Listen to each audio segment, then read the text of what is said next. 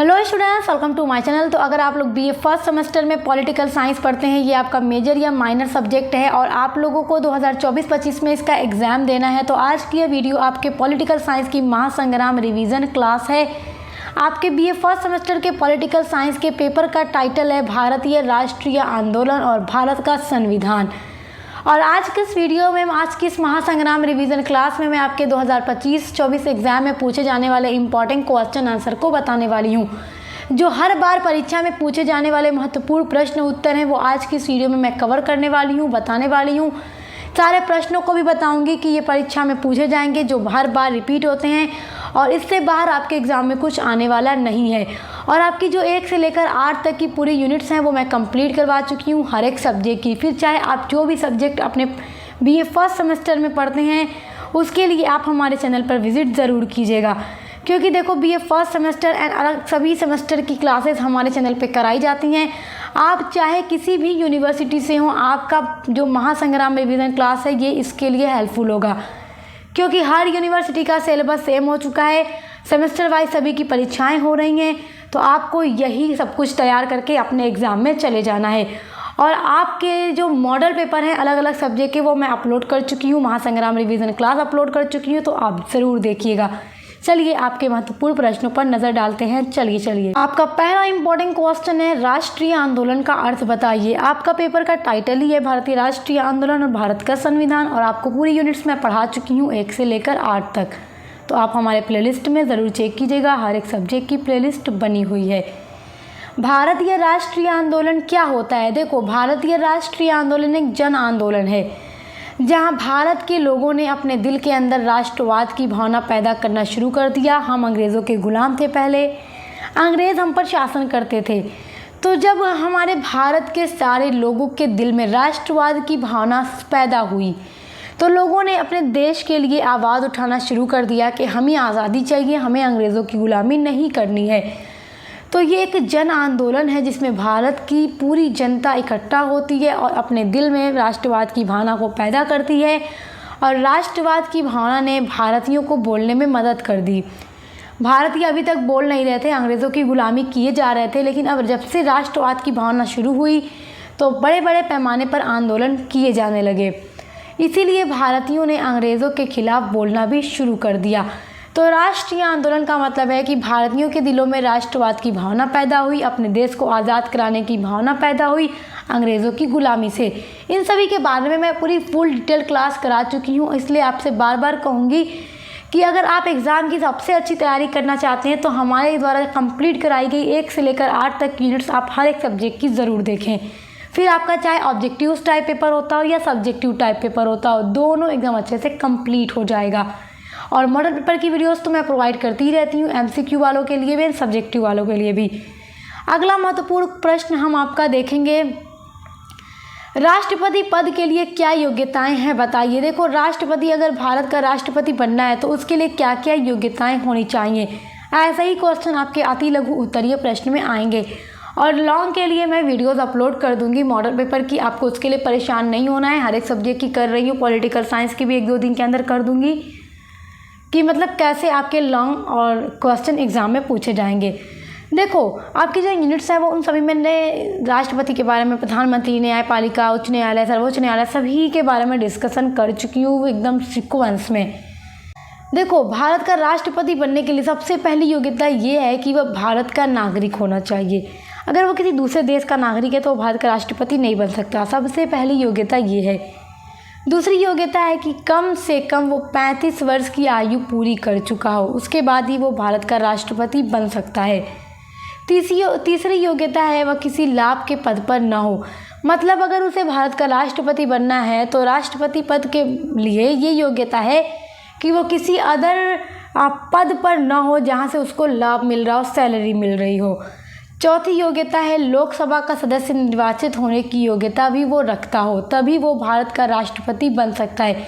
तो ये 4 इसकी महत्वपूर्ण योग्यताएं हैं। एग्जाम में आपसे अति लघु में पूछेगा तो बस यही आपको लिखकर छोड़ देना है। चलिए अगला इंपॉर्टेंट क्वेश्चन हम आपका देखेंगे, न्यायपालिका की संरचना का वर्णन कीजिए। न्यायपालिका की संरचना के बारे में आपसे एग्जाम में क्वेश्चन ज़रूर पूछेगा, ये टॉप लेवल का क्वेश्चन है, हर बार परीक्षा में पूछा जाता है और आपसे भी ज़रूर पूछा जाएगा, ये 100% आपके लिए इम्पॉर्टेंट है। देखो, भारत में न्यायपालिका का बड़ा महत्व है और यह कार्यपालिका तथा व्यवस्थापिका से बिल्कुल अलग होता है। देखो, जो भारत की कार्यपालिका और व्यवस्थापिका है, इन दोनों से अलग होता है न्यायपालिका, जो न्याय करता है तथा स्वतंत्र रूप से कार्य करता है। मतलब न्यायपालिका पर कार्यपालिका और व्यवस्थापिका का कोई क्या है, जोर नहीं चलेगा। ये बिल्कुल फ्री होता है और स्वतंत्र रूप से कार्य करता है। भारत में नीचे से लेकर ऊपर तक सभी न्यायालय एक ही व्यवस्था में संगठित हैं और जिला न्यायालय, उसके ऊपर राज्यों के उच्च न्यायालय तथा सबसे ऊपर भारत का सर्वोच्च न्यायालय होता है, जो नई दिल्ली में स्थित होता है। आप देखेंगे हमारे भारत में जो न्याय के लिए व्यवस्था बनाई गई है, तो सभी ज़िलों में भी न्यायालय होता है, ज़िले के आधार पर होता है, और हर एक राज्य में भी अपना उच्च न्यायालय होता है, जो हाई कोर्ट होता है, और पूरे भारत का एक सुप्रीम कोर्ट है, जो सर्वोच्च न्यायालय होता है, जो नई दिल्ली में स्थित है।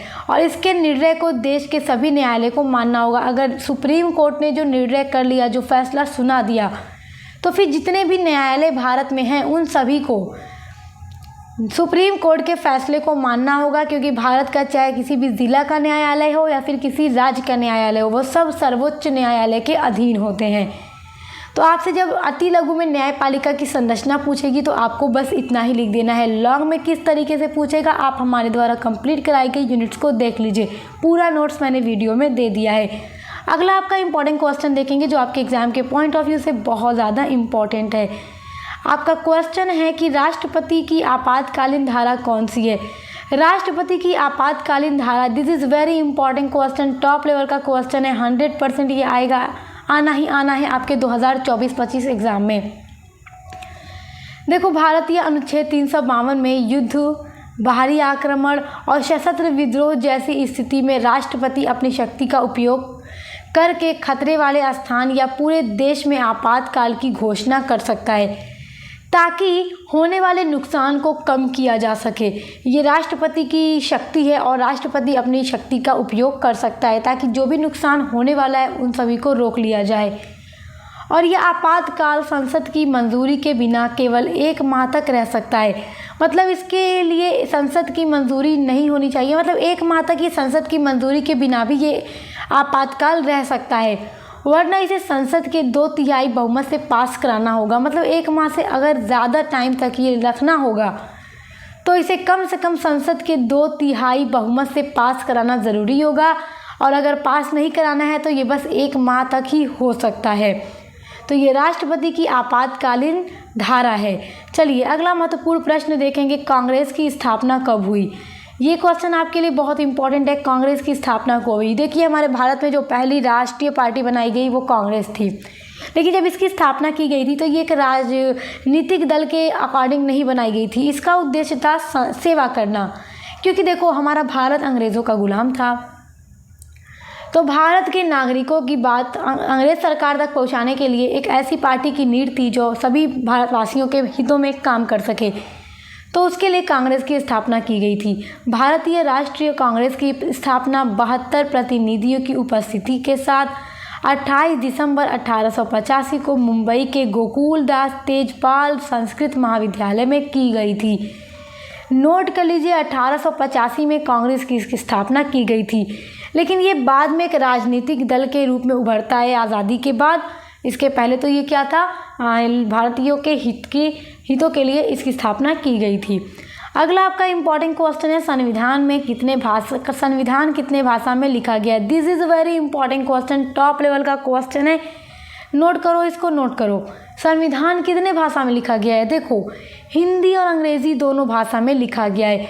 भारतीय संविधान की मूल प्रतियां हिंदी और अंग्रेज़ी दोनों में लिखी गई हैं, याद रखिएगा, ये क्वेश्चन आपके लिए वेरी वेरी इंपॉर्टेंट है। आपका अगला इंपॉर्टेंट क्वेश्चन देखेंगे, मौलिक अधिकार कौन कौन से हैं। मौलिक अधिकार, मौलिक कर्तव्य, नीति निर्देशक सिद्धांत के ऊपर मैं फुल क्लास कंप्लीट करा चुकी हूँ, आपके सिलेबस के अंदर पढ़ना है आपको।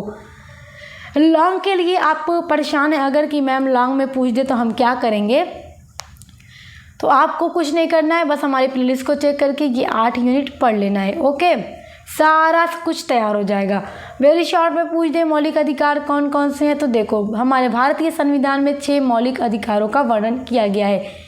पहला है समानता का अधिकार कि भारतीय नागरिकों के लिए सब चीज़ समान होगी, मतलब चाहे वो किसी धर्म, जाति, वर्ग का क्यों ना हो, किसी भी लिंग का क्यों ना हो। फिर देखो है आपका स्वतंत्रता का अधिकार, हर किसी को स्वतंत्रता है। तीसरा है शोषण के विरुद्ध अधिकार। देखो स्वतंत्रता के अधिकार में देखो जिस चीज़ को हमारे भारतीय संविधान और हमारे देश के कानून के द्वारा मतलब गलत बताया गया है, अगर कोई नागरिक वो काम करता है तो फिर उसे दंड दिया जाएगा। जो चीज़ें सरकार ने कह दी हैं कि करोगे तो मतलब दंड नहीं दिया जाएगा, उसके लिए आपको फ्रीडम दी गई है, मतलब हम भारतीयों को फ्रीडम दी गई है। जो चीज़ें कानून के खिलाफ हैं वो चीज़ें हमें नहीं करनी है, भारतीय नागरिकों को उसकी फ्रीडम नहीं दी गई है, वरना उसके लिए दंड दिया जाएगा। तीसरा अधिकार है शोषण के विरुद्ध अधिकार। चौथा है धार्मिक स्वतंत्रता का अधिकार, मतलब भारत एक ऐसा देश है जहाँ पर हर धर्म और हर जाति के लोग पाए जाते हैं। तो हमारे भारत के संविधान में मौलिक अधिकार में धार्मिक स्वतंत्रता का अधिकार भी भारतीय नागरिकों को प्रदान किया गया है, ताकि भारतीय नागरिक अपने किसी भी धर्म का हो, किसी भी जाति का हो, वो अपने धर्म के लिए जो भी उसकी रीति रिवाज हैं, जो भी उसके फेस्टिवल हैं, त्यौहार हैं, उनको पूरी फ्रीडम है उसको अच्छे से मनाने की, सारी चीज़ों की, मतलब उसे धार्मिक की भी पूरी फ्रीडम दी गई है, धर्म के लिए भी। पांचवा है संवैधानिक उपचारों का अधिकार और छठा है संस्कृति और शिक्षा संबंधी अधिकार। तो ये 6 मौलिक अधिकार हमारे भारतीय संविधान में लिखा गया है, तो आप इसको तैयार कर लीजिएगा। इसको मैंने डिटेल में कराया हुआ है क्लास के अंदर, तो आपके लिए क्लास करना बहुत इंपॉर्टेंट है। अगला आपका इंपॉर्टेंट क्वेश्चन है भारत छोड़ो आंदोलन किसने और कब चलाया था। बहुत इंपॉर्टेंट क्वेश्चन है, भारत छोड़ो आंदोलन कब और किसने चलाया था। तो भारत छोड़ो आंदोलन द्वितीय विश्व युद्ध के समय 8 अगस्त 1942 को शुरू हुआ था। यह एक ऐसा आंदोलन था जिसका लक्ष्य भारत से ब्रिटिश साम्राज्य को समाप्त करना था, और यह आंदोलन महात्मा गांधी द्वारा अखिल भारतीय कांग्रेस समिति के मुंबई अधिवेशन में शुरू किया गया था। देखो भारत छोड़ो आंदोलन ये अंतिम आंदोलन था जो बड़े पैमाने पर हुआ था भारत को आज़ाद कराने के लिए। तो ये 1942 में हुआ था और हम 1947 में आज़ाद हुए। तो इसका लक्ष्य था कि हमारे भारत से ब्रिटिश साम्राज्य को हमेशा के लिए उखाड़ कर फेंक दिया जाए और अपने आप को अंग्रेज़ों की गुलामी से आज़ाद कर लिया जाए। तो इसकी शुरुआत महात्मा गांधी जी ने की थी, याद रखिएगा। अगला आपका महत्वपूर्ण प्रश्न है शिक्षा का अधिकार पर व्याख्या कीजिए। क्वेश्चन है आपका शिक्षा के अधिकार पर व्याख्या कीजिए। ये क्वेश्चन भी आपके लिए वेरी इंपॉर्टेंट है। वर्ष 2002 में संविधान के 86वें संशोधन के द्वारा अनुच्छेद 21 क में शिक्षा के अधिकार को मौलिक अधिकार में जोड़ दिया गया। देखो मौलिक अधिकार में शिक्षा का अधिकार भी जोड़ा गया है।